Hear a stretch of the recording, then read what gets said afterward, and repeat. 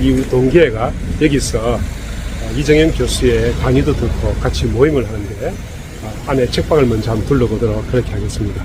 다 같이 한번 보시죠. 야, 안에 책방이 크군요. 이야, 한번 보도록 하겠습니다. 이야, 바깥에서 먼저 안을 들여다보니까 야, 저기 안에 저 학생 앞에 입구도 건축 도시 입문 라운지. 책방은 최근에 책방을 내가 했으면 좋겠다. 우리 또 건축 책방을. 우리나라에는 건축 책방이, 일본만 가도 사실 건축 책방이 있어요, 도시에. 아직 우리나라는 건축 책방을 할 만한 도시 잘 없어. 그런 걸 하면 우리 전문가들이 여기서 이제 회원제로 운영을 해, 사실. 저기 이제 서래책방 북클럽이라 그래가지고. 지금 한 100명 돼, 회원이. 그 사람들하고 세미나를, 지금 뭐 작년 9월부터 했는데 지금까지 2번 세미나를 했어.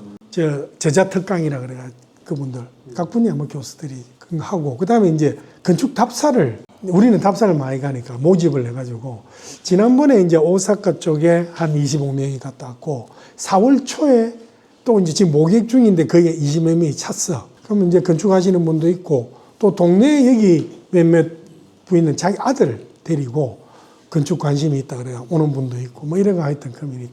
그래서 그런 커뮤니티가 됐으면 좋겠다 해서 요 책방을 했고, 이거 뭐 비즈니스적으로는 전혀 책이 뭐 한 달에 몇 건이나 팔리겠어. 근데 그런 커뮤니티 활동을 하기 위한 요 장을 마련했는데, 건축하는 사람 아지트로 이렇게. 이 책방의 키워드는 저기 이제 저거야. 독망권서, 망권의 책을 읽고 행만리로 만리의 길을 떠나라. 저게 이제 유명한 키워드인데, 망권의 책을 읽고 망권의 만리의 길을 떠나기 위한 거점, 플랫폼 뭐 이런 거. 중국 고사성에 저 말이 있더라고. 많은 책을 읽고 많은 여행을 다녀봐야 사람의 견문이 넓어진다. 근데 우리 건축하고 저게 되게 맞는 것 같아. 그래서 이제 내가 저거를 우리 슬로건으로 우리 서래책방에. 야, 나 이제 얼굴 잘 모르겠다, 야. 자주 나온다. 자주 나와? 나는 가끔 나오지. 아이고.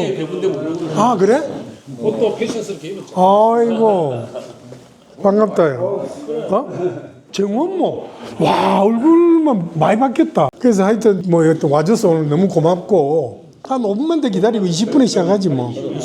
그럼 5분 동안 이제 설명을 하면, 요 책은 이제 서울을 바꾸는 12개 공공 프로젝트라 그래가지고, 내가 지난 한 4, 5년 동안 저희 중앙대학교 도시건축연구실에서 연구원들하고 만드는 책이야. 그래서 서울에 이런 프로젝트를 좀 했으면 좋겠다라고 해서, 그 중에 하나가 경부고속도로야. 근데 서울 개조라 그래가지고, 도시라는 게 되게 어느 나라 없이 고도성장기가 있거든. 미국은 1940년도가 고도성장기야. 그러니까 엠파이어 스테이트 빌딩이 1932년도에 만들었으니까 한참 대공황 이후에 경기가 살아. 모든 도시 개발, 인프라 깔고 철도, 도로 뭐 이래가지고 30, 40년. 그 다음에 이제 일본은 잘 알다시피 전후에 1950년도가 우리 전쟁할 때 그게 고도성장기야. 그러니까 우리는 알다시피 70년대 이후에 이제 경부고속도로 70년 개통했으니까. 그러니까 도시라는 이 도시 인프라, 이 도시 인프라는 대개 이제 공급을 하고 한 5, 60년 지나면 이게 노후가 와요. 미국은 1980년대 레이건 정부 때 인프라가 정비를 하고, 일본은 2000년도 전후로 노후가 오기 시작했어요. 지금 2020년에 우리나라는 지금 노후가 온 거야. 근데 이제 대개 어느 나라 없이 이 도시가 노후화가 되기 시작하면 개비를 해야 되잖아. 도시 개조를 해야 돼.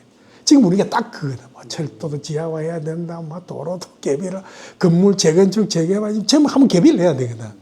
근데 대개 이제 어느 나라 없이 도시가 개비를 할 때가 딱 되면 제일 문제가 중앙정부나 지자체가 예산이 없어. 그건 미국이 1980년도 그랬고, 일본이 2000년도 그랬고, 우리나라가 지금 그래.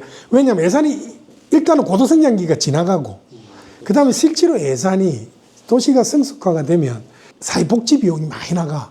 그렇기 때문에 토목 쪽에 돈을 투자할 돈이 없어. 예전에는 뭐 우리 길 닦고 뭐 1년에 200만 원씩 아파트 짓고 노태우 정부에 난리를 쳤잖아. 지금 그런 재원이 없어요. 그러면 이제 도시는 노화해 오는데 재원은 없는, 이제 이런 딜레마가 미국도 그렇고 유럽도 그렇고 하고 대세계 선진국들이 그런, 지금 우리가 딱 그 시점에 와 있거든.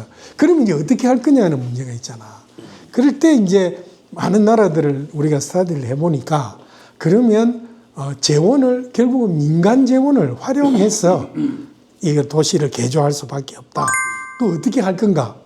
이제 그런 걸 이제 우리가 전문 연구를 많이 해가지고 요거를 그런 의미에서 여기에 나오는 거는 대부분 이제 민간 주도형의 도시를 개조하는 사례를 예를 들면 어떻게 하면 되겠냐?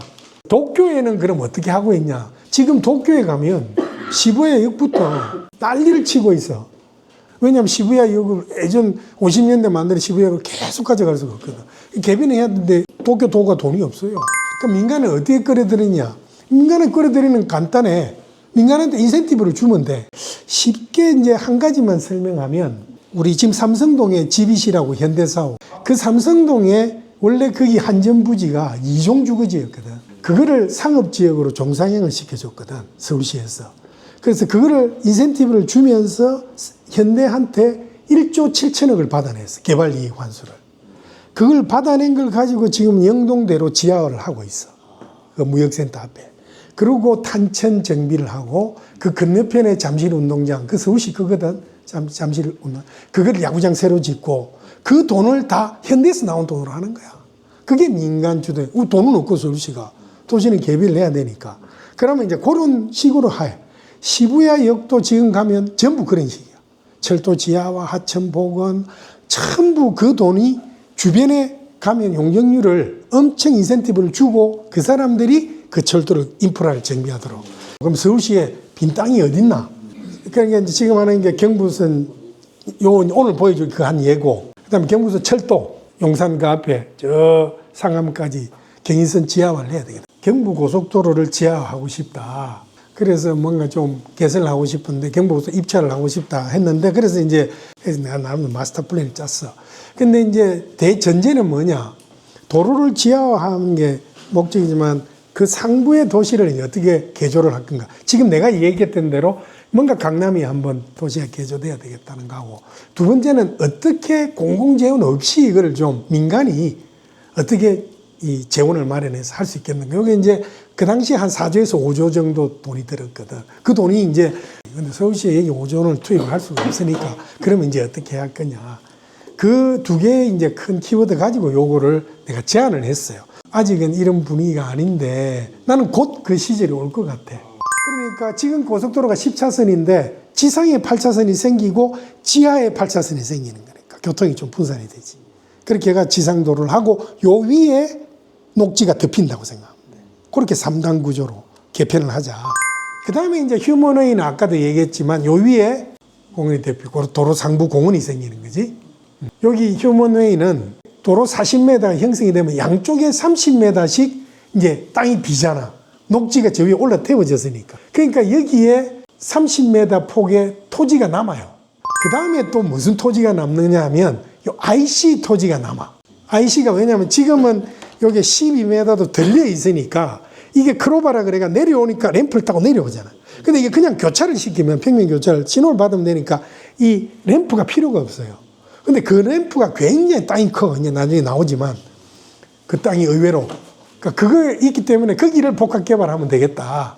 그래서 이제 도로 상부 구간에 구간별로 우리가 전부 설계를 해봤거든. 이 7km를. 전부 이 설계를 해보니까 그림을 그리면 예를 들어서 여기가 40m 도로가 있는 구간 10차선. 그거를 위에 공원을 덮으니까 공원이 생기는 거고 그 옆에 30m씩 땅이 남아요. 여기에다가 주거를 만들자. 주거를 만들어 가지고 젊은 사람들한테 주거를 공급을 하자. 대신에 땅은 이게 도로 땅이기 때문에 토지 임대부로 해야 돼. 소위 얘기하는 반값 아파트. 건축이라는 거는 땅값이 80%야. 왜냐하면 건축비는 어차피 평당 1,000만 원이야. 평당 1,000만 원 주고 지어도 땅이 토지 임대부면 그냥 반값 아파트가 되는 거야. 대신에 저기 들어온 사람은 토지, 싱가포르 같이 토지 임대부로 분양을 한 다음에 반값 아파트로 하고 땅값을 지불해야 되겠지. 임대료로 약간의. 그리고 이제 뭐 많이 들어봤을 거야. 지분 공유형이라 그래가지고 5년 있다가 팔면 증가분을 정부하고 자기하고 나눠 쓰게. 뭐 그런. 그러면 요 위에는 이제 주거가 들어오니까. 이 공원 앞이니까 굉장히 좋은 주거가. 그 주택 공급도 한 7만 호가 가능해, 사실은. 여기 서울시에서. 토지 임대부로. 그럼 왜 이런 걸 안 하냐? 왜 이런 거 해가지고 하면 민간 건설업자들이 수로 하려 할 텐데 저 땅을 왜 이걸 안 하고 이래 있냐. 애 많은 순서대로 주자 이러면 애도 많이 나올 거다. 그 다음에 지금 여기가 고속도로 달리는 거 아까 12m 있다 그랬잖아. 그 밑에 도로를 넣고 여기는 공원이 되는 거지. 그리고 여기는 청년주거하고 카페들이 들어오게. 여기를 너무 높이 지으면 뒤에 아파트 주민이 반대를 해요. 그래서 저층으로 지어야 돼. 여기 이제 아파트는 여기 있는 거야, 이미. 무슨 아파트는 애매한 아파트. 여기는 100m. 이 100m거든. 아까 고속도로 부지. 그렇게 해가지고 공급을 하자. 그리고 여기 이제 평면이니까. 저기가 폭이 40m 정원이 7km 있다고 생각해요. 경인선 지하와 가본 사람 있나? 6km인데 똑같이 돼 있어. 경인선도 다 지하와 위에 공원돼 있잖아요. 홍대 앞에. 실제로 그런 사례가 많이 있어. 우리 몰라서 그렇지. 그래서 여기 이제 3D로 보면 아까도 얘기했던 이런 모습이 도로는 지나가 다닐 거고 그 위에 이런 청년주거를 만들어서 공급하자. 우리 그 뉴욕의 하이라인 같이 되는 거지. 그러면 그럼 어떻게 공사할 거냐. 저기 하루에 차가 수십만 대 다니는데 그거 가지고 또 이제 우리 건설하는 사람은 고민을 했지. 근데 지하 터널은 문제가 없어요. TBM으로 계속 GTX. 지난 연말에 개통했거든. 하면 돼. 이제 문제는 지하인데 공사할 때 그럼 이 차는 어떡하냐. 이 고민이 이제 있는 거죠. 반 잘라서 이거를 콘크리트 도로를 여기다가 딱 황마기를 치고 여기를 할 때 여기에 있는 반 도로를 요 완충 녹지로 보내서 거기에 가설 도로를 만들어서 차는 일로 다니게 하자.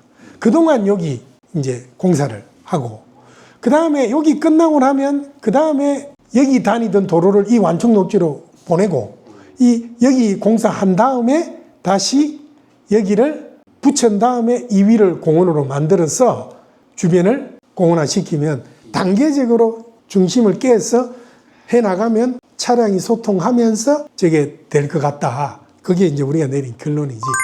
그 다음에 이제 거점은 IC입니다. IC가 반포 IC의 거점이 있는데 이제 반포 IC는 그렇게 크지는 않아요. 그래서 거기를 아까 얘기했던 상업지역으로 바꾸자. 여기를 주거하고 저렇게 개발을 하자. 그 다음에 여기는 서초 IC예요. 이게 이 정도 넓어. 이게 굉장히 위에서 보면 사실 우리는 모르고 그냥 이 램프다가 내려오지만 굉장히 넓어요. 여기 상업지역으로 바꿔 용적률 한 700% 주면 저런 개발이 되니까 저거는 이제 엄청나게 고민이나 거점이 되는 거지. 그럼 이 공사비가 여기서 나와줘야 돼. 내 결론부터 먼저 얘기하면 IC 4개를 계산해 보니까 35,000평이야. 그러면 평당 1억에 분양한 땅을 팔면 3조 5천억이야. 대부분 공사비 커버가 돼. 그리고 아까 얘기했던 완충 녹지 중에 일부만 팔면 용도를 변경해가지고 다 팔면 안 되고 일부만 팔면 4, 5조는 금방 재원이 확보가 되겠더라고. 그렇게 안 하면 이게 불가능하다. 이 강남의 이 자리에는 실제로 요즘 땅값이 3억이에요. 뭐 예를 들어 3조에 판다 그러면 재원은 10조를 확보할 수 있어요. 그 다음에 이제 마지막 청계산 여기에다가 환승센터를 만들어야 되겠다. 밑에서 오는 사람은 서울시까지 차 가지고 들어오지 말고 여기다가 주차시켜 놓고 청계산역에 내려가서 전철 타고 강남으로 가서 했으면 좋겠다. 그러면 더 교통이 슬림이 되니까. 그래서 환승센터를 제안하자 해가지고 고속도로 상부에다가 이 환승센터를 제안을 했어요. 그러면 올라가다 차 세워놓고 내려가면 청계산역이 있으니까. 이것도 이제 선진국에 가면 도로 상부에 이런 개발을 많이 해요. 프랑크푸르트도 하고 있고 막 도로 상부를 다 이렇게 활용을 하고 있거든. 그래서 이제 구간별로 다 완성되면 그럼 어떤 이미지일까? 그래서 잠원동부터 쭉 내려가면서 우리가 이제 시뮬레이션을 해봤거든. 그럼 아까 얘기했던 이제 이 간선도로 상부 공원이 이어 들어올 거고, 야분에는 주택이 있고, 저 끝에 가면 이제 IC 쪽에는 이런 거점이 생길 거고, 이런 도시가 되지 않겠냐. 7km가 이제 서울시의 대개조 계획이다. 뭐 우리만 처음 하는 거 아니야. 다 이렇게 외국에는 이미 공공재원도 필요 없고, 내가 그때 도시계획위원회 했거든, 서울시에. 딱 한마디야. 강남은 지금도 저러는데, 강남 그래 놓으면 자기 그 다음에 선거 못 나간다. 도쿄말 틀린 말 아니지. 정치하는 사람 그렇게 생각하거든.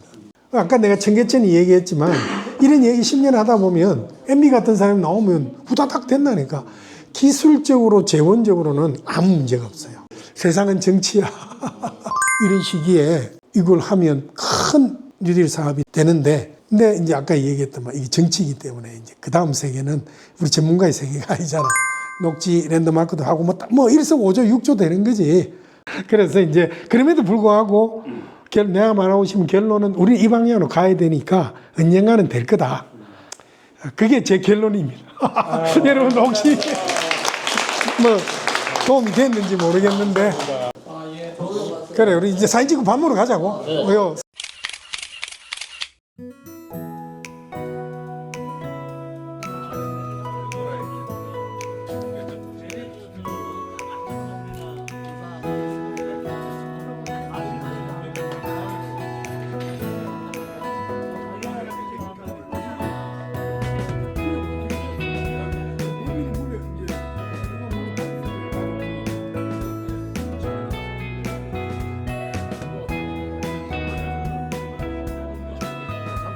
오늘 이렇게 동기회가 이제 마무리가 됩니다.